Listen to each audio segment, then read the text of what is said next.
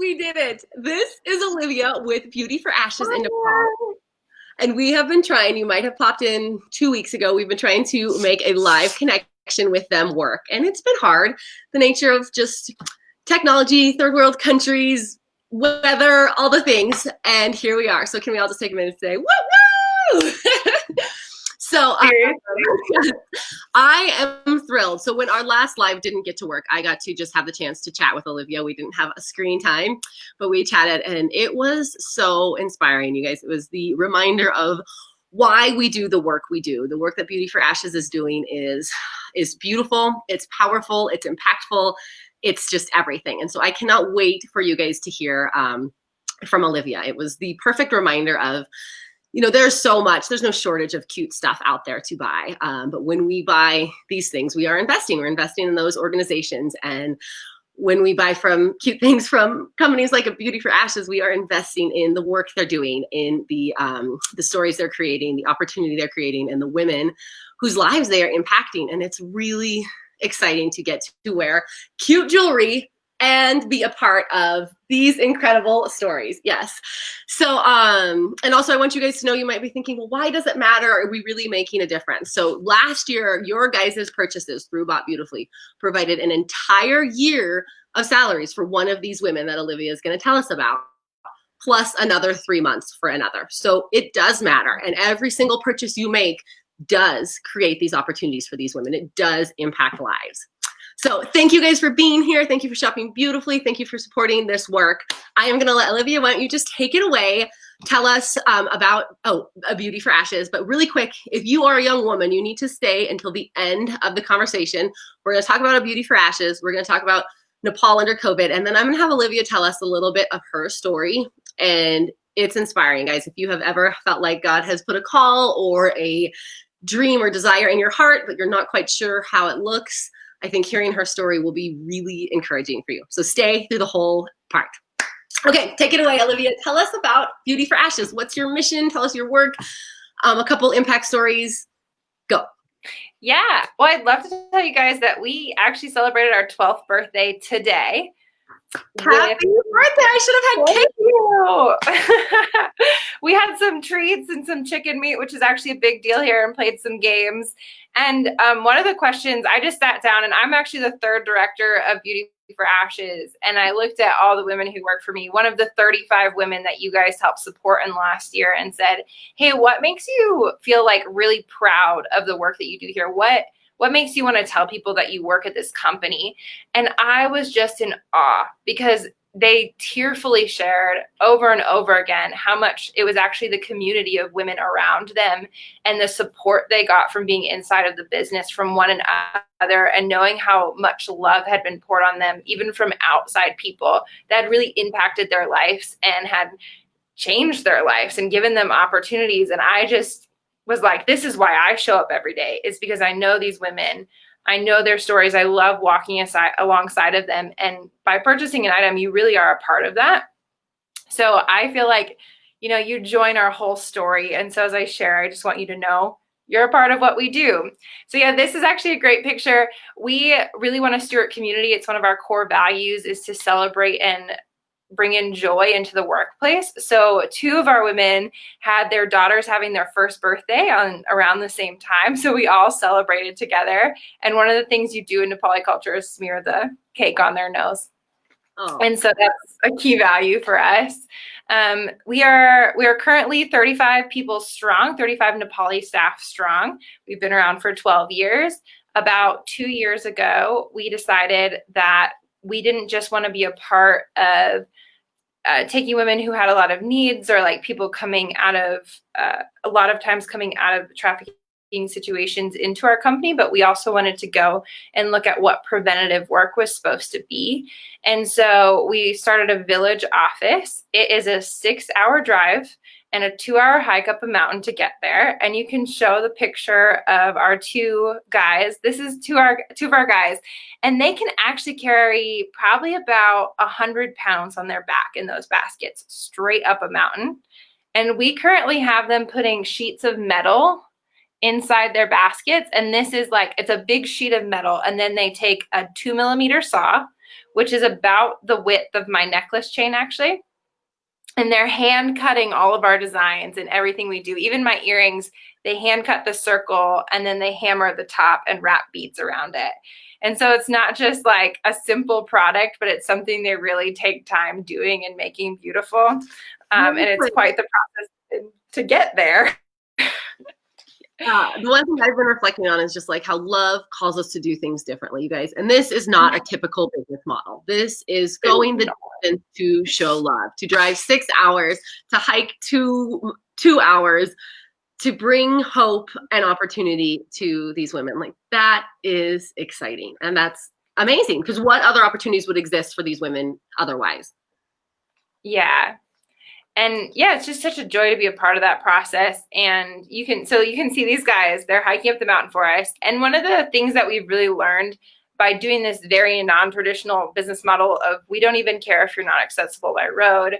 We want to make work and opportunity accessible to you in an area where trafficking is quite high. It's one of the highest areas in Nepal where there's quite a few trafficking cases, like very high amount. And so they carry those things up there, and that actually supports them and their family. That might be the only work that these men get in a month. They really like us because we've actually gotten to kind of invest in relationship by doing that. And then we go up the mountain and we have our 9 staff working there. They're all these amazing young women, and we pull them from different parts of our area to try and give equal opportunity. And we look for them who have had the lowest opportunity for education. They have larger families, maybe more needs, and education always costs something here.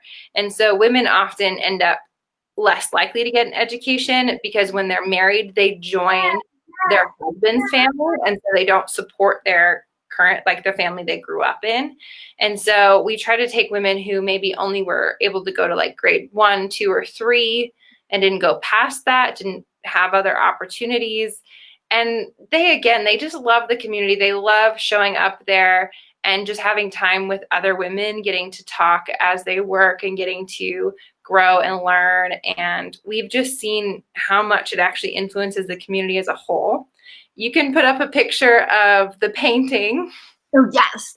And so really quick, when you say, so these are areas that are high risk for being trafficked, how does that providing a job combat that? Like, what, just kind of explain a little bit why it matters to give an alternative or to give a job opportunity.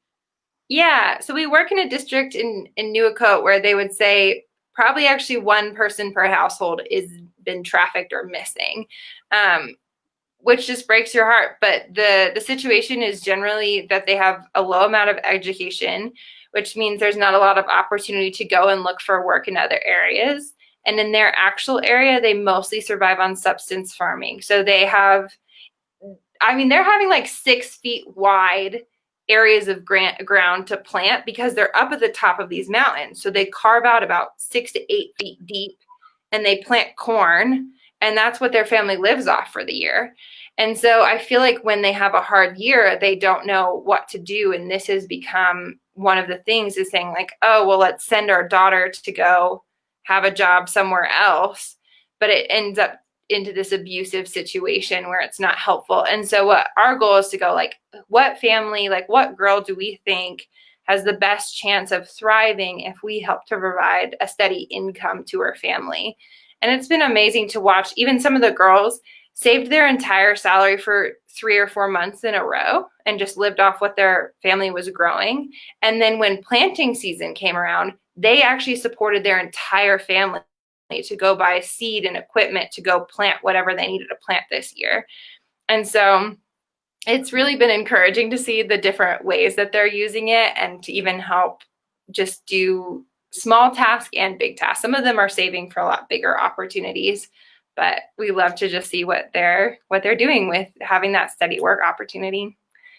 So do you have a question, or should I explain? No, go ahead. Keep going. That's amazing. So I love these photos because we went up there one time. We actually put paint in our backpacks and some in those guys' baskets to be able to paint this wall. Because if you can imagine, there's not a lot of things available on the mountain. and they're not going to have an opportunity to do a lot of art up there. So we're actually teaching them completely new skills when it comes to metalwork and sewing, which is also a benefit.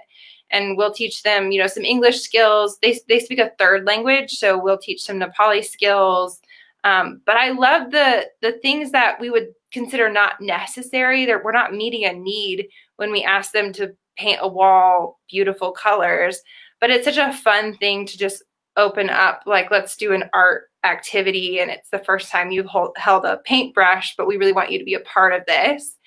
And as we've been up there, we actually had kids just start showing up in the afternoons. Like, they would get done with school and just run to our little area where we have our two managers, our director and our manager, living and working. And so they started teaching classes, everything from English class, Nepali class, sanitation class, like just how to take care of your body, wash your hands, wash your face, just little things like that. Teaching them like little praise and worship songs. And it's actually been them who've been a big light in the community, because they get so much joy and they learn all these songs. They go home, they sing all the songs and share what they've learned with their family. And so our office up there has actually also become a tutoring center for those 20 to 40 kids that show up every afternoon. And we've hired a tutor. Okay, go ahead. Yeah. So we've hired a tutor, and they go in there, and that's actually helping them with, anything they're learning in school or any new information. And I love that our staff got to paint this wall, but it's actually blessing even all the kids in their community to come into that space, and that's their space too. And it has a bit of a fun kids feel with it.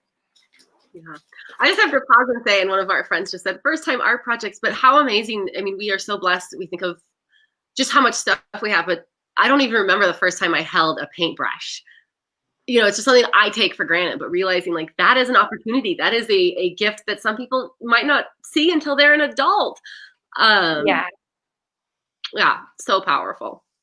Yeah. I mean, it's been an important thing for me as we've gone along, because if you go into our main office, one of our founders was an artist, and she painted different art things all the way up through the hallway.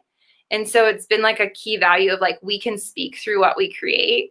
And so then to be able to take that same value for art and creation and bring it up to a place with a lot, even less opportunity and supplies to do that has been amazing.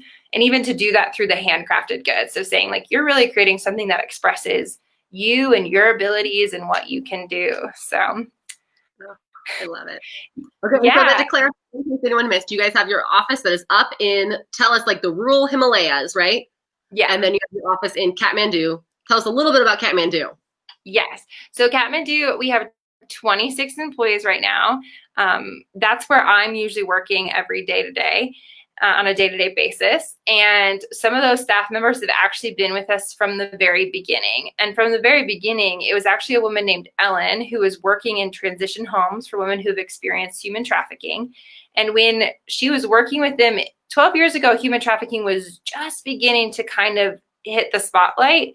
And so she saw this gap where it was like, okay, we're doing aftercare, but they don't have long-term opportunities, especially in a culture where it's probably about 40% unemployment.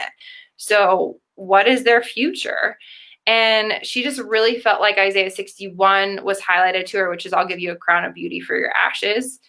And out of that, she started developing a business, and it was just step by step kind of figuring out each thing. But she actually took 3 women from that original home she was working in, and they still work with us.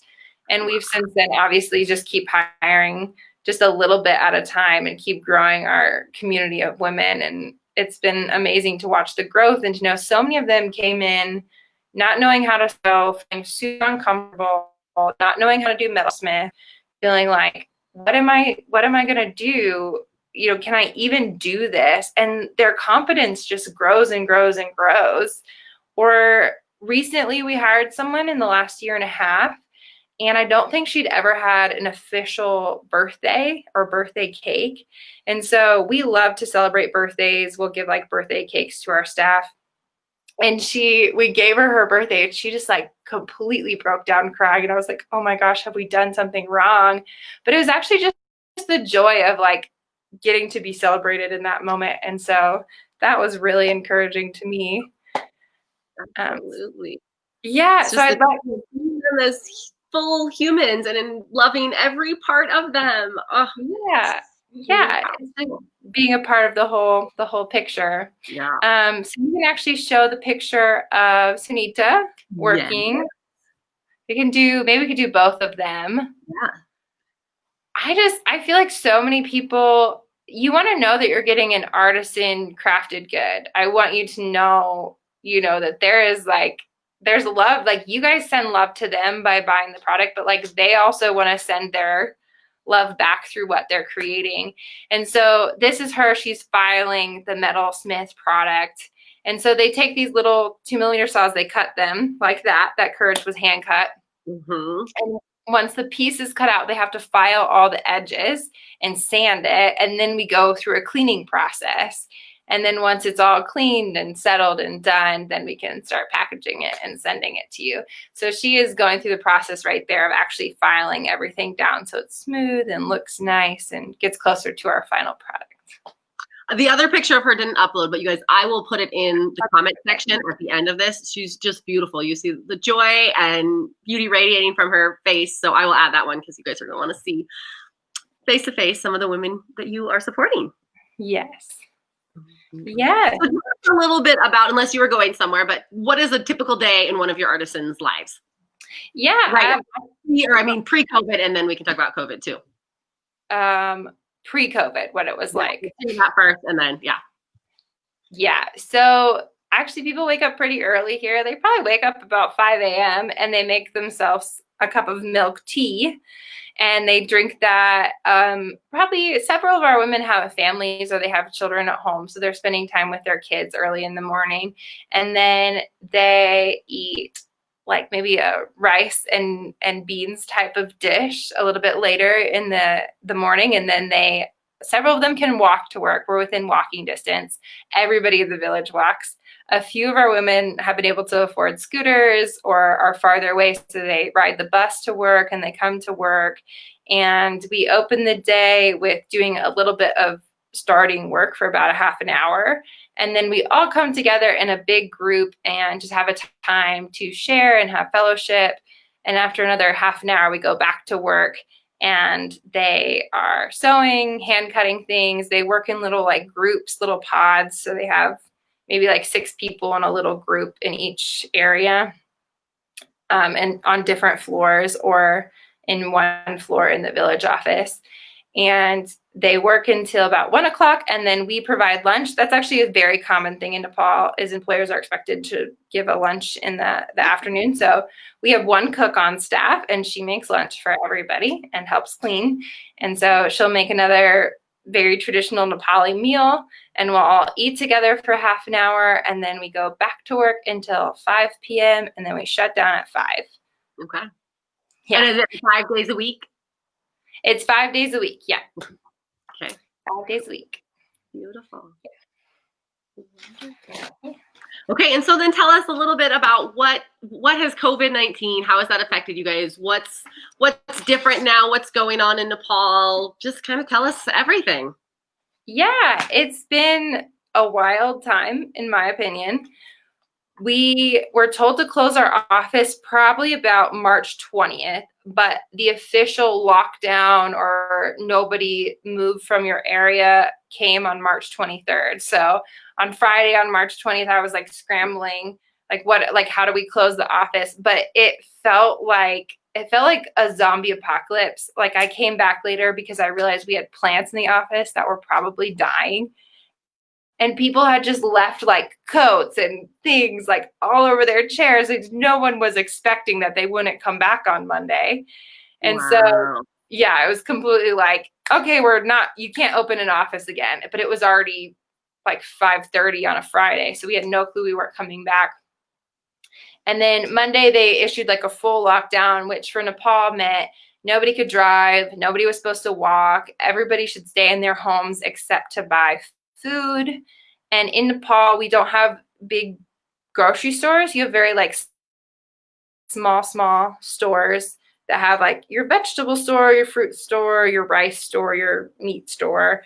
and there are tons of them in your neighborhood. So you're supposed to stay very close to your neighborhood and just go to those small stores. So And they those had police checkpoints. they could stay open. Oh, sorry. Yeah, those could stay open, like food stores and medical supplies. That was it. Okay. So yeah. Well, much like America, our hospitals like cleared out. There was no one in them. I had one friend that had a baby. Actually, I had two friends that had a baby during lockdown, and they're like, nobody was in the hospital, and the hospital kicked us out after like 20 hours. So yeah, just crazy. And so if you're driving down the road, then you saw probably a police checkpoint every mile where they're watching to see, what are you doing? Why are you out? It was probably the hardest on day laborers. There's a huge population of Nepali people that only get work once a day. So they live literally once on a one-a-day wages. And so for those families, I think it's still been incredibly hard. Where so many stores and things have had to shut because we ended up being in lockdown all the way until June 14th. So we stayed in lockdown until June 14th and really still not allowed to have that much movement until then. And then currently after June 14th, stores were allowed to open, businesses were starting to open up, but you can only drive like a lot of people drive scooters or motorcycles. So if your motorcycle has an odd numbered license plate at the end, you can only drive on odd days, and the same for even. Okay. But I think that people are still really struggling. So many people have not had work, not had food. The reason I drove across town at all during lockdown was because my friend wanted to go help a family that she was really close with and who knew a lot of people in their church specifically who just weren't having work opportunities. So it was like, what can we do to help? Anything to help. Like if we've been put here, surely we should be able to help in some way, especially with just what we've been blessed with. And so we're still, just believing for some more breakthrough for the economy here. But I went to go buy raw materials. So we buy a lot of things locally, and I went to go buy them, and about every other shop had their shutter pulled down still. And I was just really hoping that doesn't mean that all of those shops are closed and that maybe some of those people are still sheltering in place. Mm-hmm. But I know it still might be very hard going forward, and we're still not completely open. We're still partially open. The airport's still closed. I don't think they'll probably issue tourist visas again for the rest of the year. So we won't, nobody short-term will be coming here. How big? Tourism is a huge piece of the Nepalese economy, right? Huge, because this is where Mount Everest is. Right, so yeah. I bet I couldn't even tell you a huge percentage of, especially Kathmandu's economy has to be basically hospitality industry and tourism industry. And so, what business can save it's going to be about 9 months by the end of the year if there's no tourists in the fall. So we have two main seasons for hiking, and it's basically spring and fall. So I don't know what we're going to do without that tourism. Yeah. How specifically have your artisans been? How are they doing? I know when we chatted, you guys have some huge praises about being able to continue to pay. So tell us a little bit about what's it looked like for you. Yeah, we felt so blessed. We had definitely had some financial savings, and we had that completely just because of the way that God has come through and provided step by step. And I remember we thought we were going to have to spend money on something about a year ago, a lot of money on it. And God gave us some breakthrough, and we didn't end up having to spend that money on it.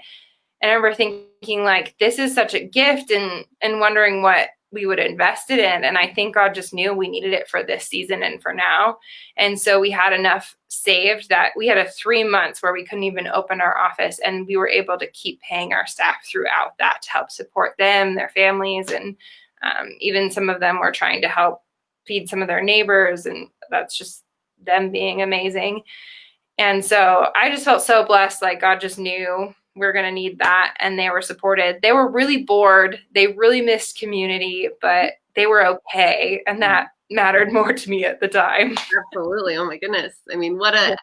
There's plenty of businesses here who haven't been able to do that, and what a gift to be able to provide for them through this time. And I love, I mentioned when we were chatting before too, how that spirit, they get that spirit of generosity and understanding that you said they all wanted to share. Like, just how do we provide for our neighbors too if we're being blessed? And it's really powerful. Yeah. Okay. And so going forward for you guys, you can start meeting again, or what's now look like, and what do you kind of think the next few months will look like?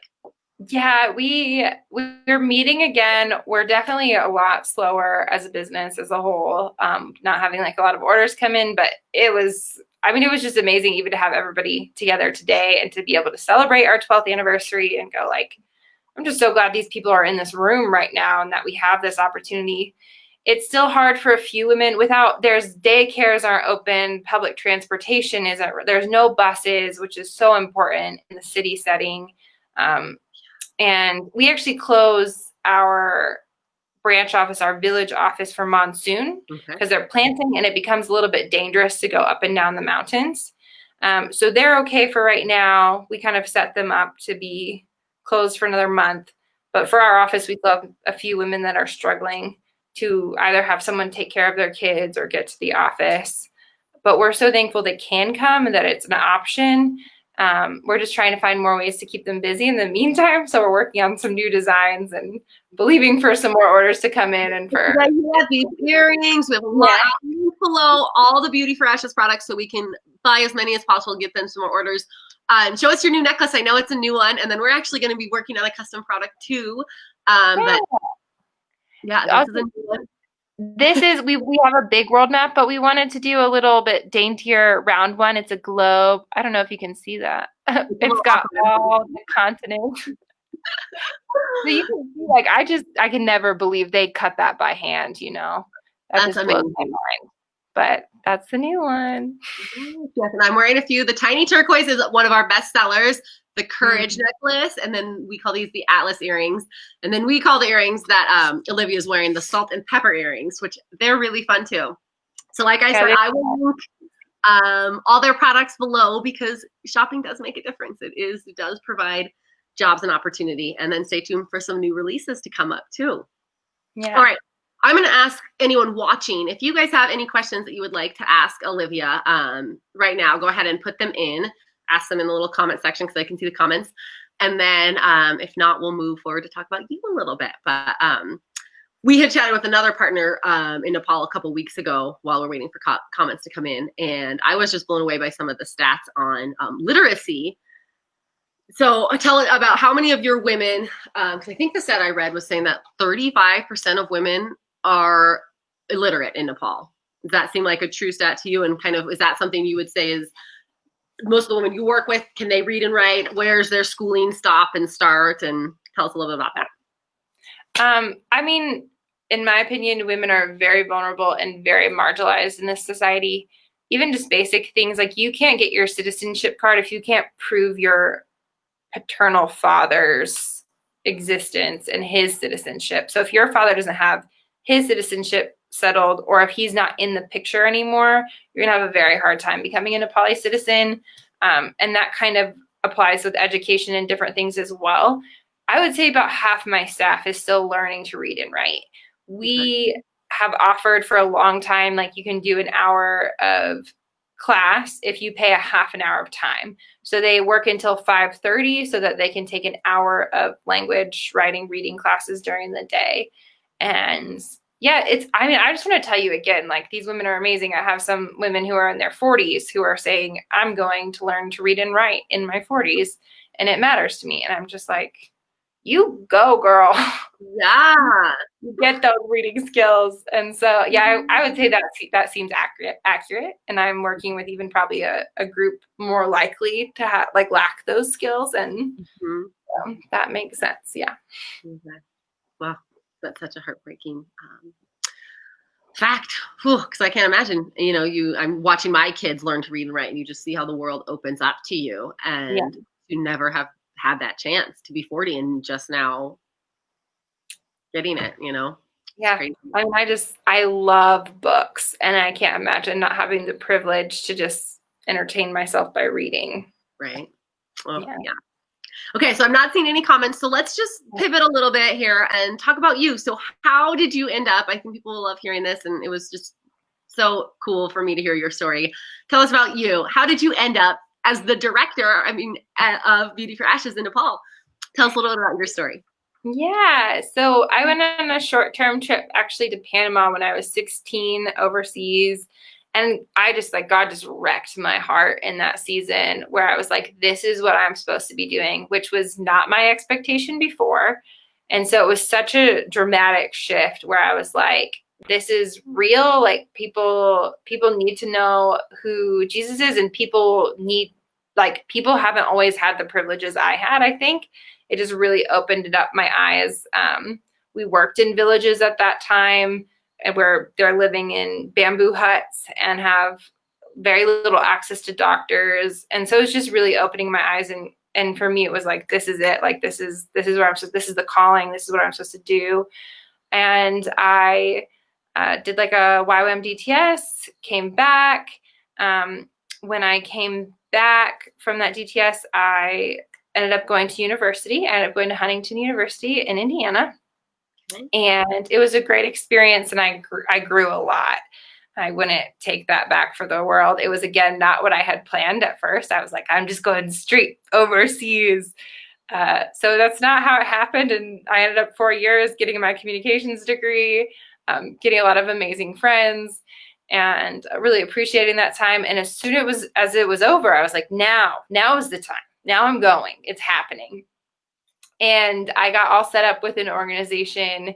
All the things were just about in line to sign my contract and move to the Middle East and work with this amazing team. But they really were not in a place. They just come from a very war-torn country into another unsettled country, and their hearts, I think, were just like, they needed a minute, and they're like, we actually can't expand our team right now. We really appreciate what we think you could bring to it, but not in this season. And I was like, oh my gosh, God, what do I do now? Like, this has been the plan. And I actually ended up pouring a lot into a church ministry in Indiana and living with a family from that church. And it was a time of actually sitting with a lot of people who've experienced maybe addictions. It was a time of just really growing again myself, and the family I lived with was so amazing. I learned so much from just by sitting around the table and having a meal and praying together, and benefited again so much from just pausing for a moment and not rushing ahead of what God was doing. Mm-hmm. But I probably got a year into that where I had looked at, let's say, 15 different organizations, and every time something was just a little bit out of place. And I was like, am I doing this wrong? Am I missing something? Like, what's going on? And I was this close to going, I give up. I'm just going to stay in Indiana. God has things for me here. I'm not going overseas. And I think maybe I mentioned that to one of my friends, and he was like, if you're called to this, then you just need to do something about it. And I was like, I'm trying to do something about it. I literally don't know what else to try. I'm like, I've applied with these people, and like, this didn't work out, and like, just didn't know what to do. But there was something really on that word that he shared with me, which was like, if you're called to it, just do it. Just go after it. And I was like, fine. And so I'd met one girl who was working in China with this amazing home for kids, and she loved the work she was doing. She's really passionate about it. And I was like, you know what? Maybe I should just go visit her. Like, I see no other open doors. Like, I will email her and just see, like, hey, are you open to some visit? I know we met one time, but do you have any opportunity for people to come and just see what you're doing? And after talking to her, it seemed like an open door. But I started to plan this trip to China and go, but God, I really don't want to move to China. I have no desire to move to China. And if you don't know, Nepal had a major earthquake in 2015. And one of my friend's sisters was working here at that time, and she was supposed to go to my friend's wedding, her sister's wedding, and she was trying to figure out even if she would be able to get out of the country because it was a very destructive earthquake at the time. And so Nepal had been on my mind off and on since then, but I had, again, not really seen open doors or like the right opportunity with it. But I was so in this mindset of like, I just need to do something. God's just going to have to like work with what I'm working with here. And so I just booked a plane ticket. I was like, okay, I'm just going to like go to Nepal for 10 days after I go to China and just see what happens. Maybe the right door will finally open up. And I actually got to China. Everything fell apart for my plans in Nepal. My housing fell through. The group that I had planned to just meet and spend a little bit of time with ended up going like, we actually can't do that. And I was like, this is crazy. What am I supposed to do? And I had a friend who had been in Nepal the summer before and said, I know one person. Let me just reach out to her and see if she can help you. And I was like, okay, because if not, I'm homeless when I land in this foreign country. Like, she reached out to her friend, and her friend was like, oh yeah, like I know someone who left for the summer, and like you can stay in her apartment. I was like, really? You don't even know me? She was like, absolutely. There's someone else staying there. You could just stay with this other single woman. And I know about, 5 people who have a heart for what you have a heart for, which is very much empowering people and seeing people not just stay in a place of difficulty or poverty, but really helping lift people up and empowering them to do, even just small things like support your family, or big things like pursue a dream of owning your own business. And so that was my heart, is like, I don't want to just go be in these countries where things are struggling, but also to help empower people. And so she's like, I know like 5 places, like, let me just help you. And so she actually ended up driving me to Beauty for Ashes the first time and into their office. And I got in there, and the first day someone shook my hand, was like, what do you do? Like, what are you interested in? They were like, your vision seems really similar to ours.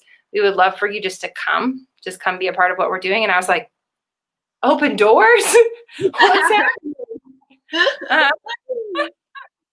And I was probably a little crazy, but I signed up for like a business in third world, like developing nations, like classes almost as soon as it was like a 5-day training thing. So I actually got back in a day later, super jet lagged, went to this training. But I was so full of excitement and joy the whole time I did it. And it just felt like another confirmation, like, this is what you're supposed to be doing. God had a very unique way of opening up the right place for you, the right time for you, but it's time. And so it was very quick of like, I applied, and like after my application went through, I think it was 3-4 months that I kind of got everything together, and I left. And I came to Nepal, and I had no clue what I was doing. And it takes time to get your visa settled, to figure out how to get your groceries, how to do all of that stuff. I was here maybe like, I don't know, 5 months. And my friend, I like to dream and like, I guess, be like a visionary. So I had gotten into this business and loved it right away. Loved the women I was working with, loved just like knowing them. I'd always been passionate about businesses like this one, like Bought Beautifully, but it was so amazing to actually be on the ground and face to face with them. And I was like, I love this. And I'm so pumped about this. And how do we grow this? And so I would have those conversations with her, and she's like, would you ever be the director? And I was like, no. And I think maybe just a few months after she asked me that, I just heard that still small voice going, if I ask you, would you do it? And I was like, well, if you ask, I would do it. And weeks later, the current director stepped forward and said, I think my season here is ending, and I'm going to be stepping out at the end of the year. And I was like, no. When you said you were asking, I thought maybe 2 years, like after I had known more than just how to get my groceries in Nepal, like, how the government works or how businesses are run. But I definitely felt that leading of like, I really think this is the Holy Spirit leading me. I'm going to apply to be the director. I did. And I ended up getting the job. And so here I am 2.5 years later, and I've been the director for 1.5 years. And I'm just like, it was such an accelerated season of, I waited from the age of 16 to the age of, what would it be? I'm like, to like 24. How old am I? 23. I waited 16 to 23 to be full-time overseas. And it went so fast of like, okay, you chose an organization, 3 months and you move over there, 6 months and you're going to run the business. And I'm like, this is only because, just God walking with you and me not walking alone in this. Well, that's my story. Your faithfulness and commitment's amazing. And you guys, she's doing a phenomenal job. So keep up the good work. It is such an honor for us to partner with you and see just the ways that you are impacting and loving women and some men in Nepal. And yeah, so God is good, and he has blessed you and equipped you, and it's such an honor for us to be a part of it over here in Wyoming or wherever you guys are watching, that we get to be a part of these really cool stories, even at this long distance. So yeah. Amazing. Well, if anyone has any other questions, type them in here. Otherwise, just can we end with you giving us, is there any specific things we can pray for you for in these next coming weeks? I think